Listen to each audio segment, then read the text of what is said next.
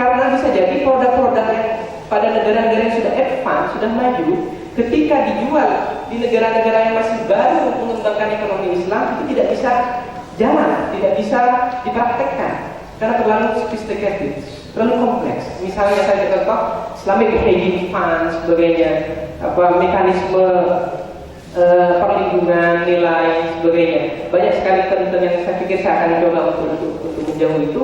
Tetapi memang ada ketidakseimbangan dari sisi pengembangan lembaga keuangan syariah antara satu negara dengan negara yang lain, sehingga sangat susah untuk melakukan cross border transaction, transaksi yang antara satu negara dengan negara yang lain. Kemudian existing and Islamic legal framework yang tidak terintegrasi sama dengan yang di atas. Selanjutnya, tantangan berikutnya adalah misalnya kita melihat size and capacity-nya, asetnya yang tidak begitu besar, ya, kapitalnya, modalnya yang tidak begitu kuat, sehingga akan sangat susah untuk melakukan penetrasi, terutamanya kepada corporate besar. Nah, tantangan yang paling besar sebenarnya lebih kepada human capital development, kepada pengembangan sumber daya manusia. Ini yang akan saya fokuskan, yang saya pikir lebih relevan untuk teman-teman. Jadi bagaimana perkembangan lembaga keuangan syariah yang begitu dramatik ini tidak diimbangi dengan perkembangan sumber daya manusia yang mumpuni. Akhirnya terjadi terjadi gap yang begitu dahsyat antara supply and demand, antara permintaan terhadap sumber daya manusia dengan supply yang ada. Permintaannya sangat besar, tapi di sisi yang lain adalah kesiapan daripada universitas-universitas dan sebagainya untuk menelurkan mahasiswa-mahasiswa yang siap terjun itu sangat minim. Apalagi tidak semua universitas-universitas itu memiliki fakultas, departemen atau konsentrasi di lembaga yang khusus untuk Islamic Finance atau Islamic Economics. Selanjutnya, boleh lanjut lagi? Nah, ini saya ingin membuktikan bahwa betapa terjadi kelangkaan yang luar biasa terhadap sumber daya manusia. Ya, ini juga menjadi tantangan sekaligus kedua untuk teman-teman sekalian mahasiswa di sini. Kita lihat di sini, saya ingin mencontohkan bagaimana kelangkaan terjadi di lingkup syariah. Ya, untuk Anda ketahui bahwa setiap lembaga keuangan syariah itu mesti memiliki apa yang disebut dengan Dewan Pengawas Syariah, Syariah Supervisory Board, ya. Dewan Penasehat Syariah minimal 3, kalau di Malaysia minimal 5 orang untuk setiap lembaga itu yang mengawasi dan memastikan bahwa operasional daripada lembaga keuangan syariah itu sesuai dengan prinsip-prinsip dan ajaran Islam. Ya. Tetapi apa yang terjadi? Sekarang kita memiliki di dunia ini sampai data Desember 2010 kita memiliki 1141 lembaga keuangan syariah di dunia. Di Indonesia mungkin masih di bawah 100, ya. Semua itu 1141. Tetapi kita lihat bahwa dari 1141 itu satu orang itu bisa duduk menjadi Dewan Pengawas Syariah 101 lembaga keuangan syariah. Bayangkan. Kita lihat di nomor 1 Syekh Abu Sattar Abu Ghuddah. Beliau orang Arab Saudi. Ya, tinggal tapi rumahnya di mana-mana gitu. Alhamdulillah saya dari tempat ini memiliki kesempatan untuk meeting rapat dengan beliau setahun 2 kali. Jadi saya tahu betapa sibuknya mereka ini. Kita lihat Syekh Abu Sattar Abu Ghuddah ini, beliau sudah sepuh 80 tahun usianya, hampir segitu 70 tahun ke atas gitu. Dia duduk di 101 lembaga keuangan syariah sebagai Dewan Pengawas Syariah. Dan itu tidak hanya di negara-negara Arab. Dia duduk di lembaga keuangan syariah, kalau tidak salah ada 3-4 di Malaysia, di Eropa, di Amerika, di Asia. Bayangkan. Padahal efektifnya setiap satu lembaga keuangan syariah itu setidaknya memiliki 1 kali pertemuan 1 bulan. Kalau 1 kali pertemuan 1 bulan, dalam 1 bulan ada 30 hari, maka setidaknya dia harus memiliki pertemuan rapat dengan lembaga keuangan syariah yang dinaunginya itu 4 kali sehari. Bayangkan itu. Secara logika nggak mungkin. Kemudian di bawahnya ada Syekh Nizam Yaqubi, 85 lembaga keuangan syariah yang harus dia naungi. Kenapa ini terjadi? Karena tidak banyak orang-orang yang memiliki kemampuan holistik, kemampuan di mana diskusi dia kuat di bidang agama, di bidang syariah, di bidang fikih, tetapi di sisi lain yang memiliki kemampuan di bidang finansial, di bidang manajemen, di bidang bisnis ekonomi sebagainya. Ini yang sangat langka sekali. Akhirnya maka sebenarnya kalau Anda setidaknya memiliki kemampuan di sini, kemampuan satu mampu di bidang syariah, yang kedua mampu di bidang keuangan, dan ditambah sedikit-sedikit bahasa Inggris, maka Anda bisa kemana saja. Anda bisa dijual di mana saja. Bukan dijual. Ya, maksudnya Anda bisa bekerja di mana saja, berkarir di mana saja. Jadi, kalau kita lihat di sini dari 20 orang top syariah scholars, orang-orang masyayikh, alim ulama yang duduk di sini, ini sudah mengambil persentase 39% dari total Dewan Pengawas Syariah Dunia. Dari total Dewan Pengawas Syariah di dunia itu porsinya sudah hampir 40% dia ambil porsinya.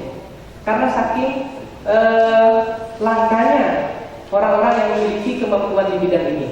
Selanjutnya, ini saya melihat coba bagaimana top 20 orang, ya, top dari 20 orang yang ada di sini itu duduk di 621 lembaga keuangan syariah. Kalau saya katakan tadi bahwa lembaga keuangan syariah dunia itu hanya 1141, yang 1141 ini yang diduduki oleh 20 orang ini sudah 621, lebih separuhnya. Sehingga sisanya hanya 520 lembaga keuangan syariah itu diduduki oleh berapa itu? 260 syariah scholars atau orang-orang yang ahli di bidang syariah dan keuangan secara bersama. Sehingga mestinya kalau kita mau fair, maka satu orang itu mestinya satu di lembaga keuangan syariah. Tidak bisa satu orang ini kemudian mengawasi di banyak hal, di banyak lembaga keuangan, kan akan terjadi konflik of interest. Akan terjadi bagaimana independensinya, bagaimana keputusan-keputusan itu akan dipengaruhi oleh lembaga keuangan yang lainnya. Karena bisa jadi antara satu lembaga keuangan syariah yang satu dengan yang lain itu saling bersaing, ya kan? Sehingga tidak fair sebenarnya. Itulah yang kemudian kenapa banyak orang mempertanyakan, betulkah Islamic Finance itu sesuai dengan syariah? Betulkah bank syariah itu sudah sesuai dengan syariah sebagainya? Karena melihat dari sisi aspek pengawasannya sangat lemah. Kenapa sangat lemah? Karena orang yang duduk di lembaga pengawasan itu orang-orang yang sangat dan super sibuk sekali. Apalagi di beberapa syekh ini istrinya sampai lebih dari 2. Jadi udah sibuk ngurusin lembaga keuangan syariah, sibuk ngurusin anak, apa istri-istrinya. Betul, tapi saya tidak akan menyebutkan namanya karena tidak saya dosa. Ya, saya banyak tahu itu kenapa? Karena ya alhamdulillah ada kesempatan untuk tahu dengan mereka secara pribadi gitu ya. Jadi sibuk ngurusin lembaganya, istrinya handphone habis. Betul.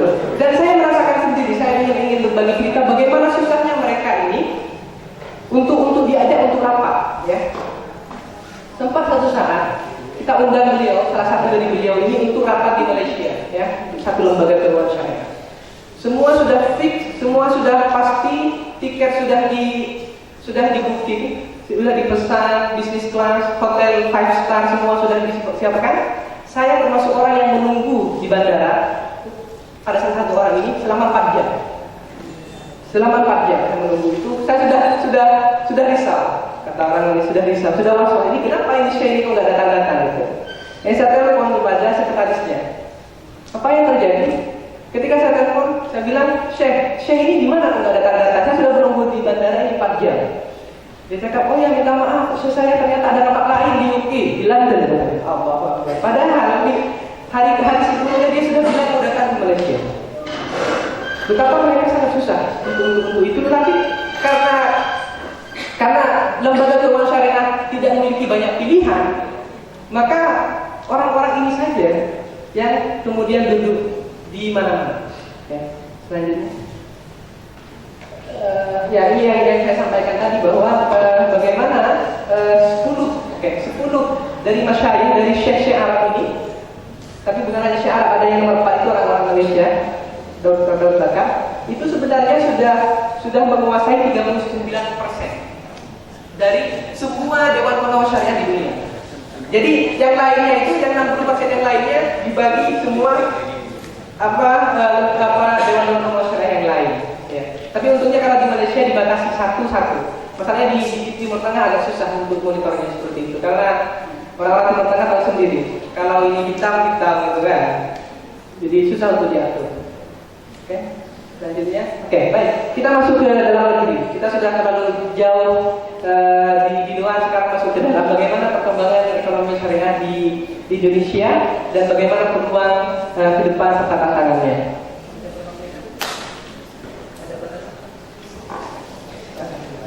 Baik. Nah, kalau kita masuk ke dalam negeri, kita melihat bagaimana milestone perjalanan dari Islamic Financial Industry di Indonesia. Sebenarnya sejarah lembaga keuangan syariah di Indonesia itu dimulai pada tahun 92 dengan lahirnya apa yang disebut dengan Bank Muamalah Indonesia, atas prakarsa sebenarnya ISMI, Ikatan Pembimbingan Muslim Indonesia. Nah, ada yang menarik, kenapa kemudian bank yang mestinya itu adalah berasaskan Islam atau syariah, tetapi tidak menggunakan nama Bank Islam. Kalau di Malaysia, bank pertama 83 Bank Islam Malaysia Berhad. Oke, kalau misalnya di Timur Tengah Islamic Banking of Myanmar dan sebagainya, semua ada Islamnya, Bank Islam. Ternyata ada yang menarik. Di Indonesia, kita hidup di sebuah negara yang sangat plural, di mana semua banyak agama boleh hidup dan berkembang di sini. Sehingga pada saat itu Presiden Soeharto tidak mengizinkan untuk menggunakan nama Islam, Bank Islam Indonesia. Karena terkesan nanti image-nya bahwa kalau ada Bank Islam, nanti dianggap bahwa ini akan mendirikan salah satu cikal bakal pendirian negara Islam. Sehingga non-muslim akan takut terhadap bank ini. Ini kemudian Bank Muamalah. Bahkan sampai pada perkembangan selanjutnya, nama Islam dijauhi dari nama di lembaga keuangan syariah. Mereka tidak pernah menyebut bank Islam Mandiri, bank migas Islam Indonesia sebagainya, tapi mereka menyebut syariah. Padahal syariah itu bukan agama, syariah itu adalah prinsip pada agama itu. Ini yang unik dan tidak ditemukan di negara-negara yang lain. Di negara-negara yang lain semuanya menggunakan identitas Islam ketika dia beroperasi sesuai dengan Islam. Tidak pernah menggunakan bank syariah. Syariah bank will never be found in other countries. Ya. Kemudian 99 Banking Act dilegislasikan, ya, di mana pada saat itu kemudian Bank Indonesia memperbolehkan bank konvensional itu untuk membuka servis, untuk membuka pelayanan bank syariah. Makanya disitulah kemudian lahir apa yang disebut dengan UUS, Unit Usaha Syariah, atau office channeling. Office channeling itu adalah bagaimana lembaga keuangan konvensional dia bisa membuka pelayanan syariah, tetapi tetap dia dalam bentuk secara legal, aspek legalnya dia tetap konvensional, tetapi dia bisa memberikan pelayanan bersifat syariah. Di Malaysia disebut dengan windows, jendela, hanya jendelanya syariah, tapi dilihat di dalam ada yang pakai jilbab, ya. Kemudian 99 Bank Sentral juga memperbolehkan bagaimana ini yang menarik juga, bagaimana monetary policy, kebijakan moneter itu juga menggunakan prinsip syariah. Maka kemudian pada saat itu lahirlah apa yang disebut dengan SWBI, Sertifikat Wadiah Bank Indonesia. Sekarang disebut dengan Sertifikat Bank Islam, Syariah SSBI, Sertifikat Syariah Indonesia. Nah, kemudian perkembangan selanjutnya pada tahun 2004. Sebelum tahun 2004 terjadi perbedaan terhadap keharaman bunga bank. Apakah bunga bank itu sudah masuk kategori riba yang diharamkan oleh Islam atau tidak? Kalau Anda melihat fatwa-fatwa atau hasil-hasil bahsul masail, Majelis Ulama Nahdlatul Ulama misalnya masih tidak tegas apakah bunga itu haram atau tidak. Kemudian Majelis Fatwa Muhammadiyah tarjinya juga tidak tegas dengan itu. Baru pada tahun 2004 MUI, Majelis Ulama Indonesia mengatakan dengan tegas bahwa bunga bank di konvensional itu hukumnya haram dan masuk pada kategori riba yang tidak sesuai dengan Islam. Nah, yang unik pada tahun 2004 onward ke depan itu terjadi peningkatan drastis pada dana pihak ketiga sampai 100% pada saat itu. Mungkin karena efek dari fatwa itu, kemudian orang-orang Islam yang memiliki kepercayaan yang kuat terhadap syariahnya, kemudian dia berpindah dari konvensional kepada Islam, sehingga terjadi peningkatan nasabah dana pihak ketiga sampai 100% tahun 2004. Nah, sampai saat itu sebenarnya kita masih belum memiliki apa yang disebut dengan payung hukum yang jelas, yang spesifik terhadap perbankan syariah. Baru pada tahun 2008 kita memiliki apa yang disebut dengan Islamic Bank Act. Jadi akta bank syariah pada tahun 2008 nomor 21 yang khusus memberikan legitimasi terhadap operasional daripada lembaga keuangan syariah, khususnya perbankan syariah. Selanjutnya, nah ini juga beberapa sistem regulator di Indonesia. Selanjutnya, termasuk juga bagaimana lembaga keuangan syariah di Indonesia itu juga mengadopsi standar-standar internasional, seperti misalnya IFSB, Islamic Financial Services Board, yang bermarkas di Malaysia, itu yang mengeluarkan beberapa standar terhadap tentang regulasi CAR, capital adequacy ratio, kecukupan modal dan sebagainya. Ini memang banyak istilah-istilah perbankan, minta maaf kalau kurang familiar. Kemudian bagaimana risk management, corporate governance dan sebagainya.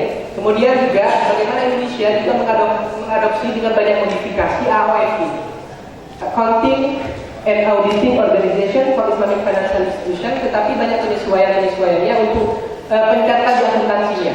Ya, ini juga bermarkas di Bahrain, ya, dan lahir pada tahun kalau tidak salah 19. Nah, kemudian pada sisi infrastruktur, sebenarnya Indonesia sudah memiliki banyak fasilitas atau pelayanan yang memungkinkan bagaimana pinjaman antar bank terjadi, seperti PUAS. PUAS, ada yang tahu apa PUAS? PUAS. Apa artinya PUAS? PUAS, pasar uang antar bank syariah. Jadi bagaimana antar bank syariah itu ketika terjadi kekurangan modal, dia bisa pinjam kepada saudaranya, pada antar lembaga keuangan syariah. Itu namanya pasar uang antar bank syariah. Kemudian ada Bank Indonesia Syariah Sertifikat, sertifikat Bank Indonesia Syariah. Ya, itu untuk bagaimana misalnya ketika bank-bank tidak mampu untuk menyalurkan dananya dari pihak ketiga itu kepada nasabah terlalu banyak, maka dana-dana ini kan idle, mengganggu. Padahal di satu sisi, bank syariah mesti memberikan tingkat pengembalian atau keuntungan kepada nasabah. Oleh karena itu, untuk menghindari terjadinya banyak dana-dana yang menganggur di bank syariah, akhirnya kemudian Bank Sentral, Bank Indonesia mengeluarkan apa yang disebut dengan sertifikat Bank Indonesia Syariah. Bagaimana dia kemudian menjual kepada bank-bank syariah yang ada. Kemudian dana-dana yang idle ini, dana-dana yang menganggur ini kemudian dipegang atau dibeli oleh Bank Indonesia, dan kemudian Bank Indonesia memberikan tingkat pengembalian di situ dan sebagainya. Selanjutnya, baik, ini juga beberapa institusi di lembaga di Indonesia yang terkait dengan lembaga keuangan syariah. Kita memiliki apa yang disebut dengan MES, ya, Masyarakat Ekonomi Syariah. Masyarakat Ekonomi Syariah lembaga non-government, lembaga komunitas sebenarnya yang biasanya aktif untuk mempromosikan Islamic Finance di Indonesia. Di Surabaya juga sudah ada cabangnya ini. Kemudian kita juga punya IAEI, Ikatan Ahli Ekonomi Indonesia, Ekonomi Islam. Kemudian ada Basarnas, Badan Syariah Arbitrase Nasional dan sebagainya. Selanjutnya, nah, kalau dari sisi syariah authority, daripada otoritas syariahnya, lembaga keuangan syariah di Indonesia itu diatur dan dikontrol oleh Majelis Ulama Indonesia.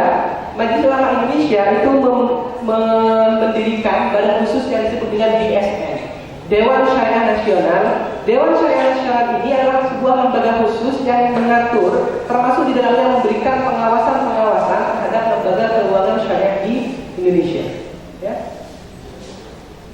Selanjutnya, nah kalau kita melihat bagaimana perkembangan di Indonesia sampai saat ini, sampai Januari 2013, kita sudah memiliki BUS, apa yang disebut dengan Badan Usaha Syariah, Bank Usaha Syariah, sebanyak 11 ya, 11. Kita ada Bank Syariah Mandiri yang memang benar-benar khusus atau yang fokus kepada fasilitas atau pelayanan syariah. Kita ada 11. Di situ ada listnya. Ada Bank Syariah BNI sebagainya. Kemudian mereka memiliki cabang ada sekitar 1.760 ya. 1.760, termasuk saya pikir di Bangkalan sudah ada beberapa Bank Syariah Mandiri kalau nggak salah, ada Bank Muamalah juga. Kemudian ada Syariah Business Unit atau disebut dengan UUS, Unit Usaha Syariah. Ini apa bedanya? Kalau yang di atas yang 11 itu sebenarnya bank yang memang khusus untuk lembaga keuangan syariah. Kemudian yang di bawah yang Business Unit ini dia adalah lembaga keuangan konvensional yang memiliki cabang, yang memiliki unit usaha di bidang syariah, tetapi tetap holdingnya atau pusatnya ada di konvensional. Kemudian kita memiliki bank perkreditan rakyat syariah Hudal Bank, BBRS, yang disebut yang khusus untuk lembaga keuangan kecil dan menengah. Ya, sama kalau di desa-desa bisa disebut dengan BMT, Baitul Mal wal Tamkin. Selanjutnya, oke. Saya pikir ini sudah selanjutnya ini asuransi syariah, bagaimana perkembangannya. Ada beberapa yang saya sebutkan asuransi syariah. Oke, selanjutnya. Saya ingin lebih banyak pada diskusi, saya pikir forum-forum seperti ini sehingga bisa lebih bebas untuk bertanya dan sebagainya. Next. Nah, baik, kita melihat bagaimana peluangnya ya. Dari sisi ekonomi outlook kita melihat bahwa Indonesia termasuk negara dengan perkembangan ekonomi yang sangat tinggi sekali dibanding dengan negara-negara yang lain. Ketika Eropa sudah mulai bangkrut, ketika Timur Tengah sudah mulai terkena krisis, negara-negara di Amerika sudah terkena krisis global, ternyata Indonesia malah mencatatkan perkembangan dari sisi ekonomi secara mencengangkan. Bahkan dari sisi pertumbuhan ekonomi, Indonesia masuk pada ranking kedua setelah China. Kita melihat di situ 6,8% per tahun. Ya. Dari sisi itu, dari sisi inflasi cukup stabil dan tidak begitu tinggi. Selanjutnya, kemudian dari sisi production shifting, ya, bagaimana ternyata industri atau lembaga-lembaga jasa seperti lembaga keuangan itu memiliki porsi yang sudah semakin signifikan. 47% dari semua production itu untuk GDP itu sudah dikuasai oleh lembaga jasa termasuk lembaga syariah, sehingga di sini memiliki peluang yang sangat besar sekali. Kemudian peningkatan daripada middle class income, ya.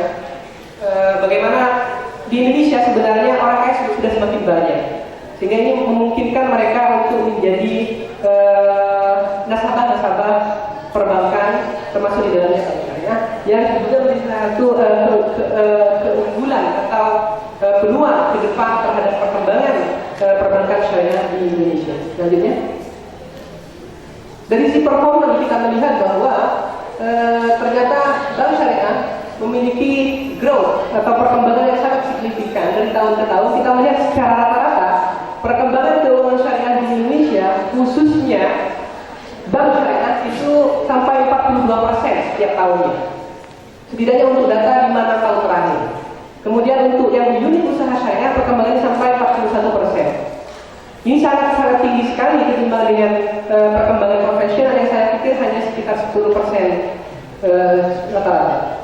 Ya, kemudian dari sisi tingkat kredit macetnya juga sangat rendah, yaitu pada 2,49%. Artinya apa? Bahwa dari sisi performa, dari sisi kinerja, ternyata bank syariah itu memiliki kinerja yang cukup baik dan cukup mengesankan dari tahun ke tahun. Dan kalau kita bandingkan dengan konvensional itu sangat baik, jauh lebih baik. Selanjutnya, ini kalau kita melihat dari sisi komparatif dengan negara-negara yang lain, saya pikir selanjutnya. Bagaimana juga kita melihat peluang ini direpresentasikan dari plan yang dicanangkan oleh Bank Indonesia untuk mengembangkan keuangan syariah di Indonesia untuk ke depan. Bahkan yang menarik bahwa tahun 2013, ya, tahun 2013 Bank Indonesia diberi anugerah sebagai bank sentral terbaik dalam mempromosikan lembaga keuangan syariah di dunia. Tahun 2013 itu diberikan oleh IFN, Islamic Finance News. Ya. Oke, next. Nah ini bagaimana Bank Indonesia was conferred by IFN sebagai bank sentral terbaik. Artinya bahwa sebenarnya sudah ada effort, sudah ada usaha yang cukup baik, support yang cukup signifikan dari pemerintah untuk perkembangan keuangan syariah di Indonesia ke depannya. Bahkan pada pidato SBY pun mengatakan bahwa Islamic Finance, keuangan Islam sudah semestinya menjadi agenda nasional ke depannya. Sehingga ini menjadi peluang bagi teman-teman bagaimana supaya serius belajar, mengerti dan memahami aspek-aspek dari sisi operasional lembaga keuangan syariah sehingga ke depan bisa berkarir lebih baik di sana. Oke, dari sisi populasi jelas sangat besar sekali sehingga ini juga menjadi peluang. Selanjutnya, baik kita lihat tantangannya. Ya. Tantangannya taxation sampai saat ini masih belum ada insentif ya pada pajak ya. Sehingga terkesan kurang kompetitif pada kalau di negara-negara lain biasanya ada perbedaan perlakuan untuk bank syariah dengan dia dikenakan pajak yang lebih rendah. Tapi untuk di Indonesia masih belum. Insentif yang baru diberikan adalah penghilangan double tax ya, pajak berganda untuk transaksi-transaksi di bank syariah itu saja. Tetapi itu pun bukan insentif karena pada dasarnya itu akan membuat bank syariah sama dengan bank konvensional. Kemudian dari si market share atau pangsa pasar bank syariah itu masih sangat kecil sekali. Kalau kita bandingkan bahwa proporsi atau persentase pangsa pasar lembaga keuangan syariah di Indonesia dengan pangsa pasar konvensional, bank syariah hanya memiliki pangsa pasar 4%. Sehingga 96% itu masih dimiliki oleh bank konvensional. Human resource, lagi-lagi ini sumber daya manusia sangat kurang sekali. Bahkan uniknya 70% dari banker-banker, pekerja-pekerja di bank syariah itu adalah orang-orang yang awalnya bekerja di bank konvensional, kemudian diislamkan, masuk ke bank syariah, dikasih jilbab gitu, diajari bagaimana assalamualaikum, selamat pagi. Jadi seperti itu, kemudian di training, dikasih pelatihan sehari 2 hari. Itu tantangan yang sangat besar, sehingga kemudian muncul tudingan-tudingan dari masyarakat bahwa bank syariah tidak ada bedanya dengan bank konvensional, karena ada masalah di sini. Bahkan kalau kita lihat komentar Islam Fauzi, ya, Direktur Bank Mandiri mengatakan bahwa sampai saat ini universitas itu masih belum mampu untuk memenuhi kebutuhan daripada sumber daya manusia untuk lembaga keuangan syariah. Tahun 2009, Republika misalnya mengatakan bahwa bank syariah membutuhkan 40.000 sumber daya manusia.